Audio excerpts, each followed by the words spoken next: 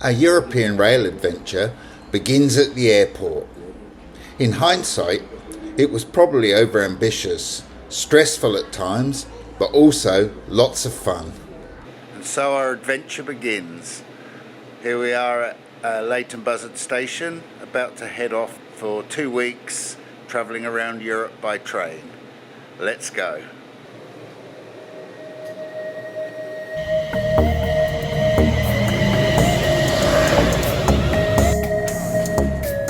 Leaving from St Pancras Station in London, we caught the Eurostar to Paris, where we were due to change trains for our first stop, Zurich in Switzerland. Here we are in Paris to change trains. Arriving in Paris, we encountered our first issue. The Eurostar arrived at Gare du Nord. Our connecting train departed from Gare de Lyon. Locating the Paris Metro, we purchased tickets for the 15-minute journey to the chaotic Gare de Lyon. It was a relief to finally be on our way to Zurich. It was a short tram ride to our hotel from Zurich HB station, despite Google Maps' confusion with the extensive city centre roadworks. The challenges of the long, eventful day were soon forgotten as we explored the beauty and history of Zurich. St. Peter's Romanesque style church, Zurich Old Town, the lively banks of the beautiful Limmat River, the twin towers of Grossmünster, and the spectacular Gothic architecture of Fraumünster. The Barefoot Barfuß Bar had a great vibe.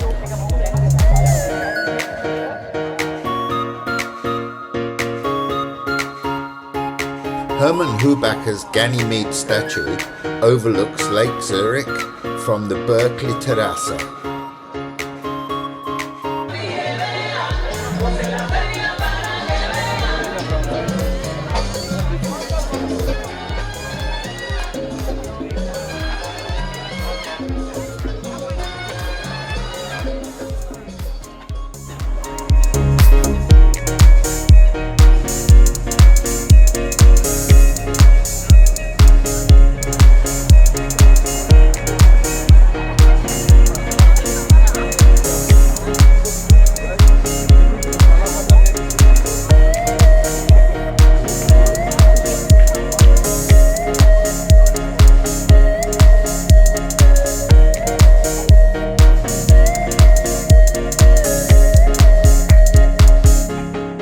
Rising early, we caught the train to Lauterbrunnen in the Swiss Alps.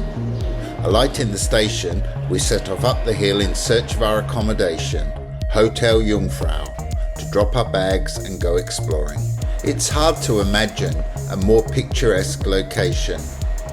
The Staubach Falls cascade 297 metres into the valley, while the glacial Weiße Lütschina tributary thunders through the centre of town.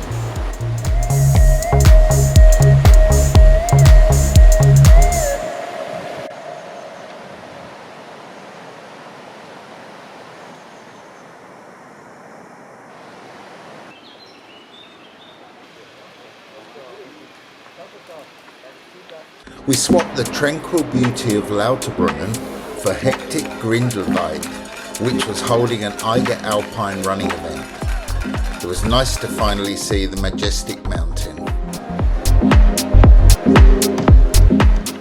The train from Lauterbrunnen to car-free Wengen took 13 minutes.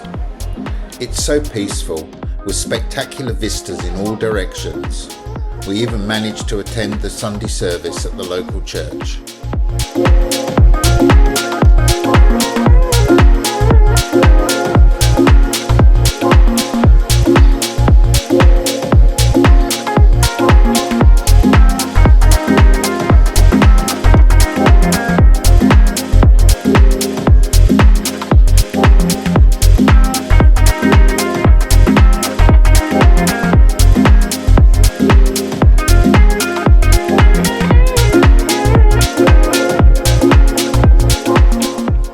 After returning on the scenic train to Lauterbrunnen, we took the cable car to Bled, then transferred to a waiting narrow gauge train to Mürren.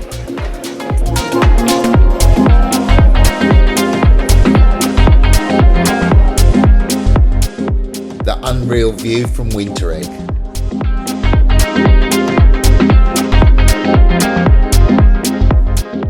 Returning to Lauterbrunnen, we collected our cases from the hotel and caught the train back to Zurich to prepare for another early start. We boarded the 7:30 train for the relaxing 8-hour journey to Austria's fascinating capital, Vienna, with a train change in Munich.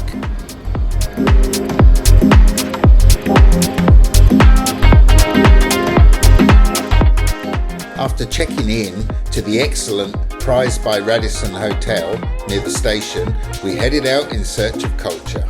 Sightseeing included Donner's 18th century fountain in Neumarkt, the magnificent Romanesque and Gothic architecture of St. Stephen's Cathedral,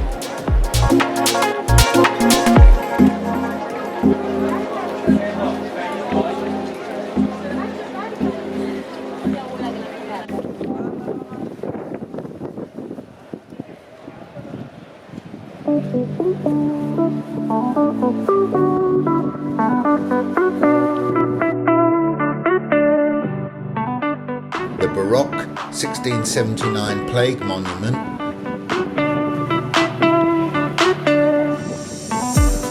St. Peter's Church, and the Hofburg Imperial Palace. The Habsburg 600-year dynasty is truly fascinating and a great time to be a cartographer until its abrupt end in 1918. We concluded our Viennese experience at the charming Café Central.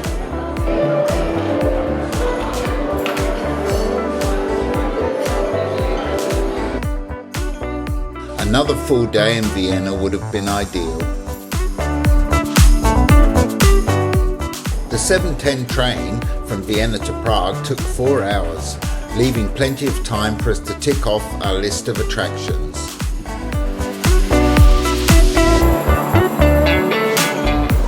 Completed in 1475, the ornate Gothic Powder Gate Tower provides an impressive entrance to Prague Old Town.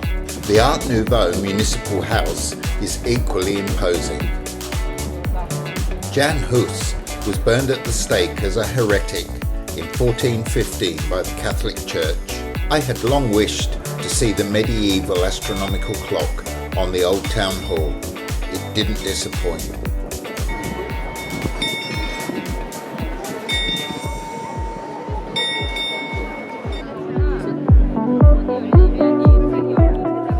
Another must-see is Franz Kafka's rotating head statue.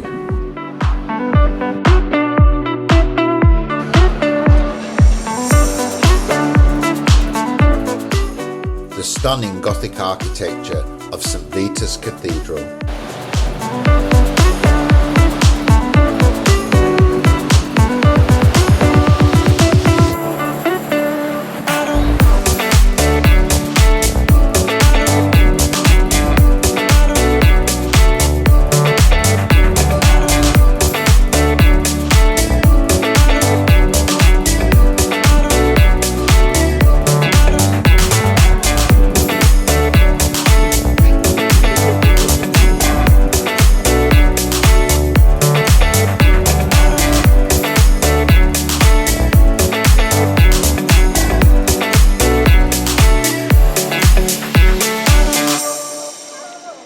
The dancing house, with its rooftop bar and terrace, offers beautiful views of the Vltava River.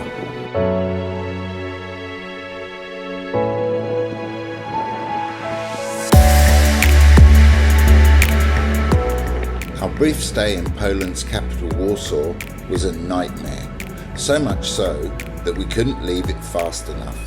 The 6:20 train from Prague arrived at Warsaw Central Station at 2:20 p.m. The heavens opened just as our taxi pulled into Warsaw Old Town, but the skies cleared just as quickly.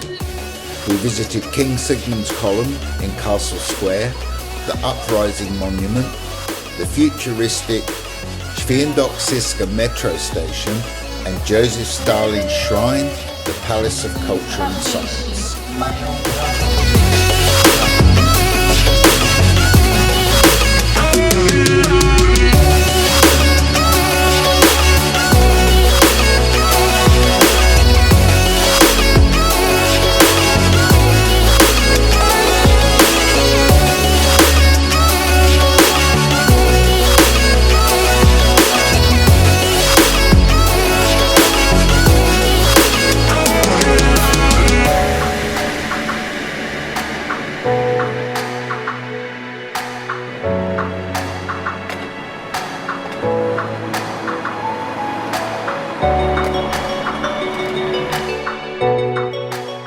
Crikvenica Airport Hotel was fabulous, the highlight of our stay. Due to the late cancellation of our sleeper cabin on the overnight train, we flew to our next destination. The short 75-minute flight to Budapest made a nice change. A more relaxing day was in order. The hop-on, hop-off bus took us to the iconic chain bridge and included a Danube river cruise.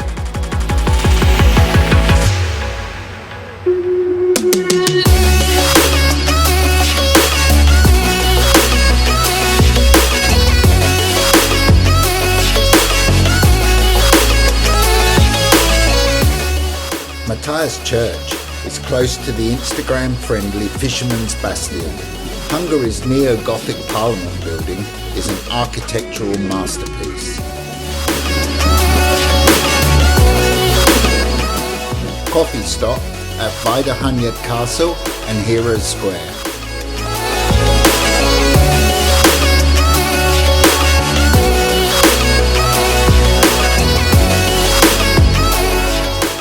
A birthday dinner at La Pampa, followed by an evening promenade along the Danube, photobombing everyone's Instagram shots.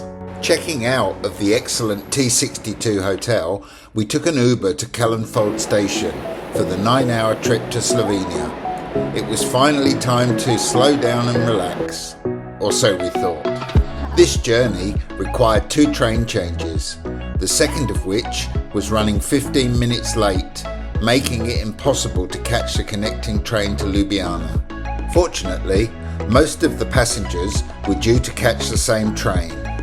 The driver announced that it would wait 4 minutes after our arrival. Racing across platforms, up and down steps with 2 heavy cases, both with broken wheels, was very stressful, but we made the train. Just. Our hotel, Ibis Styles, the Fuzzy Log, was a short 10-minute walk from Ljubljana station. We checked in and opened the door to our room with disbelief. It was like a broom closet, with no room for cases or to stand up. We discussed getting a different hotel the next day, but decided to stay. The staff were really nice, the community atmosphere, rooftop bar, and included breakfast were all great. Was this the pod living, as espoused by the World Economic Forum? It even had capsules, which were even more pod-like. We joined a free city walking tour, which visited Ljubljana Castle, the Dragon Bridge, and the Triple Bridge. A relaxing day with few plans was long overdue.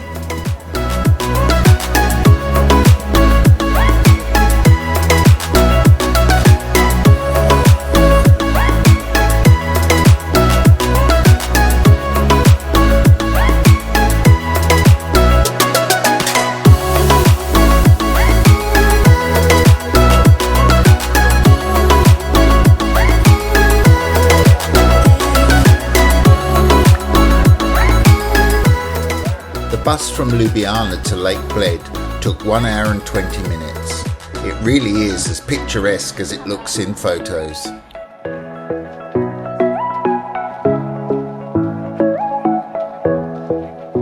We spent 2 or 3 hours walking the 6-kilometre lakeside path, stopping frequently to capture the stunning views, and for lunch.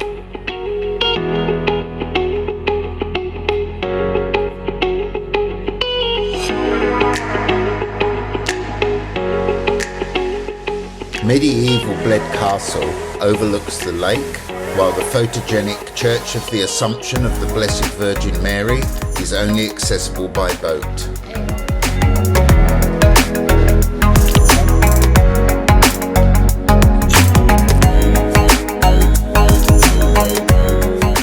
It was time to leave beautiful Slovenia for a final Interrail trip to Zagreb in Croatia, saving the best for last in my humble opinion.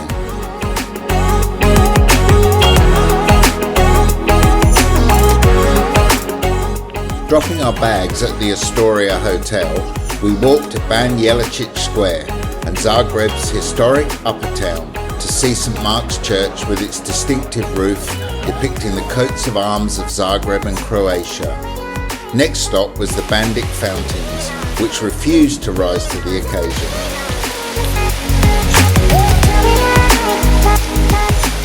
and the impressive monument to the homeland. The hotel arranged a driver to take us to the wonderful Plitvice lakes. It was nice to relax in comfort and get a bonus stop at the fairy tale village of Hrastoka.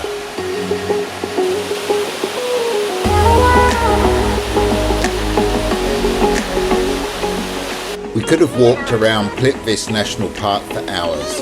It was wonderful being at one with nature.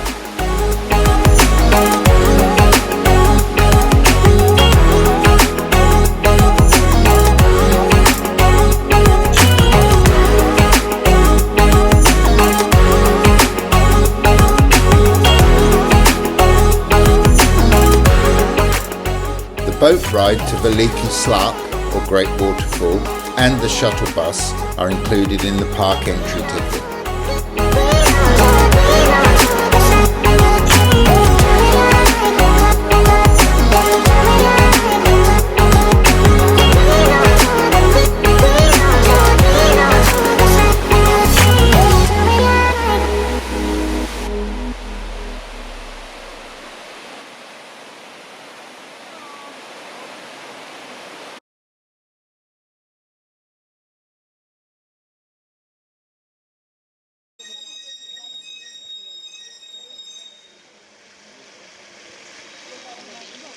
In the evening, we returned to Vukovar Street for the rehearsal of the following day's military parade commemorating the 30th anniversary of Operation Storm.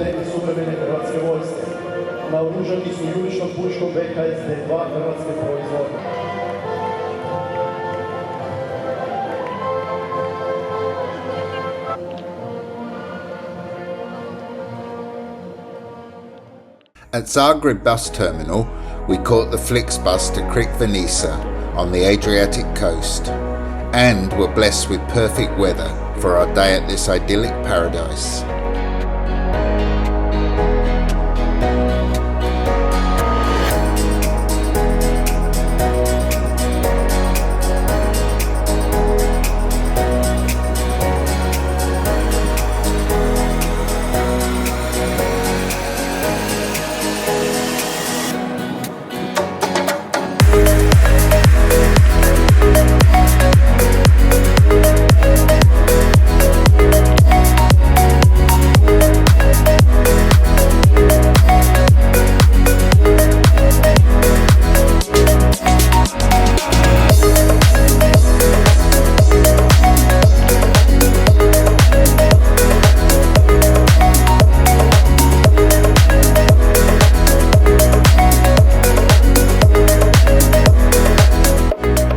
Saying farewell to beautiful Zagreb before heading back to England.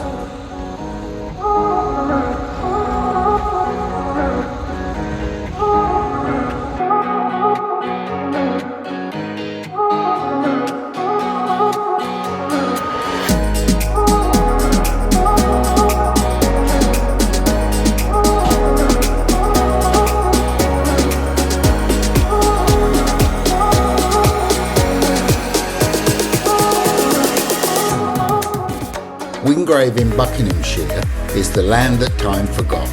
Therefore, it still feels like England. The magnificent church of St Peter and St Paul was built during the Anglo-Saxon and Norman conquests. The village itself featured in the Domesday Book, compiled in 1086 by order of King William I.